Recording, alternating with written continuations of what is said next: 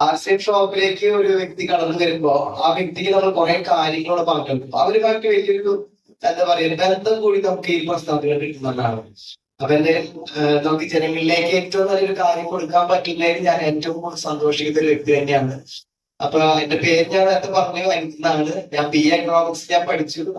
പഠിപ്പ് എന്നെ സംബന്ധിച്ചിടത്തോളം ഞാൻ അധികം ഫോക്കസ്ഡ് ആയിരുന്നു.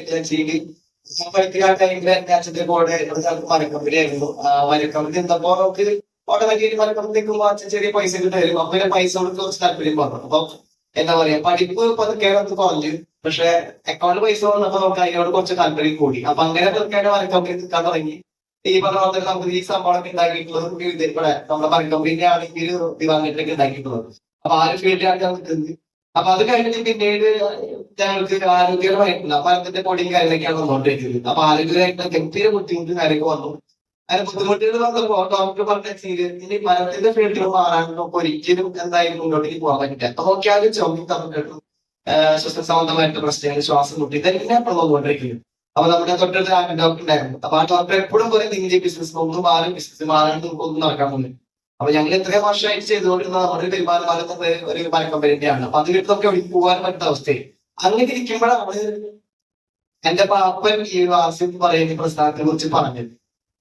നമ്മൾ എല്ലാവരും അങ്ങനെ തന്നെയാണ്. ആരെങ്കിലും ഒരു വ്യക്തി ആയിരിക്കും പറഞ്ഞിട്ടുണ്ടാവും ഈ കാര്യത്തെ കുറിച്ച്. അപ്പൊ ഞങ്ങൾ പാപ്പ ഒന്ന് പറഞ്ഞു ഏകദേശം ഒരു 6-7 വർഷം മുന്നത്തെ കാര്യം പറയുന്നത്. ഒരു 6 ഇപ്പത്തെ ആൾക്കാർ പറയുമ്പോൾ ആൾക്കാർ വലിയ ബുദ്ധിമുട്ടാണ്. അവർ 6-7 വർഷം മുന്നത്തെ സംബന്ധിച്ചിട്ട് നമ്മൾ ഈ കാര്യം കേൾക്കുമ്പോൾ പക്ഷേ ഞങ്ങൾക്ക് വിദേശ മേഖലയിൽ ഈ കാര്യം കേട്ട് കുറച്ച് താല്പര്യമുള്ള ആൾക്കാരാണ്. അപ്പൊ ഞങ്ങൾ പറയുമ്പോൾ പാപ്പനോട് പറഞ്ഞു പാപ്പ ഈ പരിപാടി നോക്കിയിട്ട് പോകണം പറഞ്ഞു. പക്ഷെ പിന്നീട് പാപ്പ ഇടയ്ക്കിടയ്ക്ക് വരും. അച്ഛൻ ഈ സംസാര പ്രിയനാണ്, അച്ഛൻ സംസാരിക്കുന്ന അറിയാം. അതുകൊണ്ട് അച്ഛൻ പറഞ്ഞു കഴിഞ്ഞാൽ എന്തെങ്കിലും കുറച്ച് ജനങ്ങൾക്ക് എത്തിക്കുന്നു പാപ്പനറിയാം. അപ്പൊ അതുകൊണ്ട് എന്റെ പാവപ്പെട്ടിട്ട് എത്രയോ നാളെ അച്ഛന്റെ പുറകെ നടന്നു. അപ്പൊ നോക്കിയാലും വീട്ടിലേക്ക് വരും. ഞങ്ങൾക്ക് വലിയ താല്പര്യം ഉണ്ടായിരുന്നില്ല. അങ്ങനെ പാപ്പ പറഞ്ഞു വലിയ അച്ഛനെ ഇഷ്ടമായി. അച്ഛന് ഉൽപ്പന്നങ്ങൾ ഉപയോഗിക്കാൻ പറഞ്ഞു. അങ്ങനെ ഉൽപ്പന്നങ്ങൾ ഉപയോഗിക്കാൻ തുടങ്ങിയപ്പോ ഈ കൊളസ്ട്രോളിന് വലിയൊരു മാറ്റം കാണിച്ചു. ഇത്ര നാളെ അച്ഛൻ പുകവലിന്റെ മദ്യപാനിന്റെ പുറത്തുള്ള ഭക്ഷണം ഞാൻ ഒന്നും കഴിക്കുക, ഇറച്ചി കഴിക്കുന്നു, മീൻ കഴിക്കുന്നു ഒന്നും ഞാൻ കണ്ടില്ല. എന്തൊരു കൊളസ്ട്രോൾ ഉണ്ടായിരുന്നു.